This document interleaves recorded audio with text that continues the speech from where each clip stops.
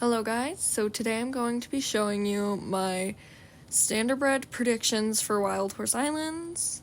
Sorry that this took so long to get out because CapCut went down, so thank you for that.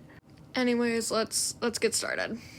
So here is an image of a Standardbred. As you can see in the corner, there is the account that took that picture on Pinterest. Go check them out. They're great. They're awesome. There's going to be the account for each picture up in that corner every time. So please go check them out and show them some love. They're amazing. Also, you can see that this horse is pretty muscular. They are known for being really fast and having a really fast trot for like carriage racing. So I'm thinking that they will probably have a special gait like how the Icelandics do with their tolt and fast run, I think. Never mind, flying pace, sorry.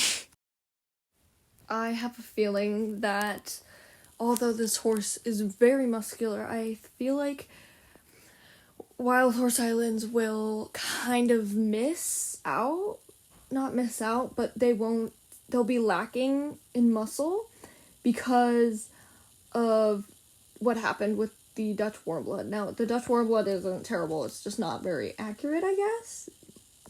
As you can see on this Dutch Warmblood here, the build of the horse is decently muscular.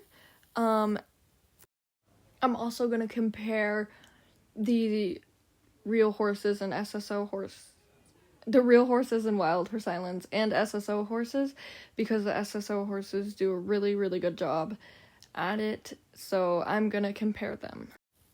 Like here you can see on the Dutch Warmblood and SSO, they just nailed it. They nailed the muscle, the face structure, the just overall breed. And then you compare it to Wild Horse Islands, you can see it almost kind of loses its almost face structure and pretty much all of the muscle in the horse.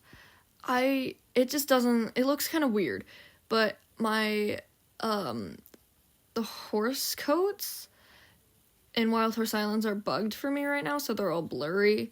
It could also just be part of that. But for me right now, it's not very, breed accurate, I guess. But also, there was just, I think 2 or 3 people working on that horse. And then SSO has a whole, team for it. So, it's fair. The withers also just look kind of funky. I don't know, there's something off about them, but I could also just be Delulu. Okay, so sorry that the names kind of take up a bit of the space, but just gotta let the divas be here, okay? So we can expect to see with the with the Standardbreds a less defined face as of the Dutch Warmbloods did, and not really with the most recent Shires, but it's still a possibility.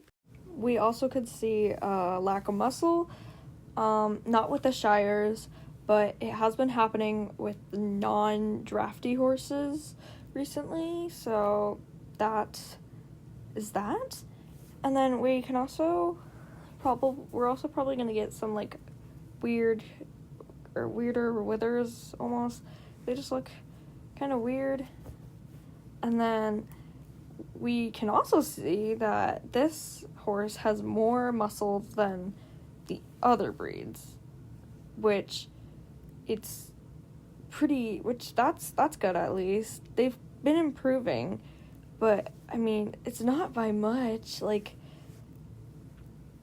Compared to what I can see on my screen when I play Wild Horse Islands with all the bugs and glitch coats. This one's looks one of the more muscular compared to the others, if you kind of get what I mean. But this is just the Dutch warm bloods. The Standardbreds could be completely different. We will see, and we can compare the Standardbred, a real Standardbred. We're gonna do that next, and hopefully when they come out I will be flabbergasted and it'll look super good.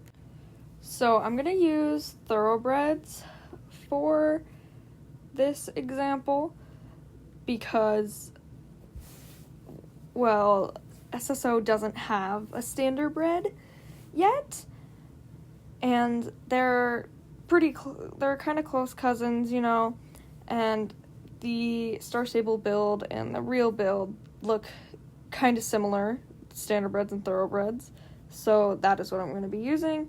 That could also mean that my predictions are entirely wrong. Okay, again, sorry that you can't really see the horses much.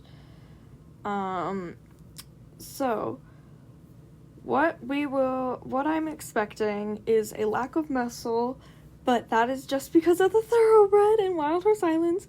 There's supposed to be a pretty good amount of muscle on thoroughbreds because they are really, really fast. And have you seen them things at the racetrack? I don't like racing though.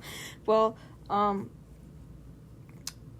we should see a lack of muscle because of the thoroughbreds again, just because of them. But thoroughbreds were added a really long time ago, and they've improved a lot since then.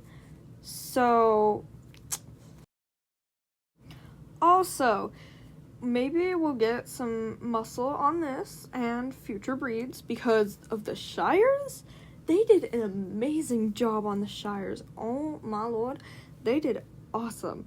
And there's a pretty good amount of muscle there and everything. So hopefully we'll get it on this and a ton of future breeds. Okay, lastly, the color. Oh my god, I'm so excited about color. So, one thing that we know is that they come in all colors. I'm not 100% sure on any of this. This was all just like Google search, quick read about something off of like some websites or something.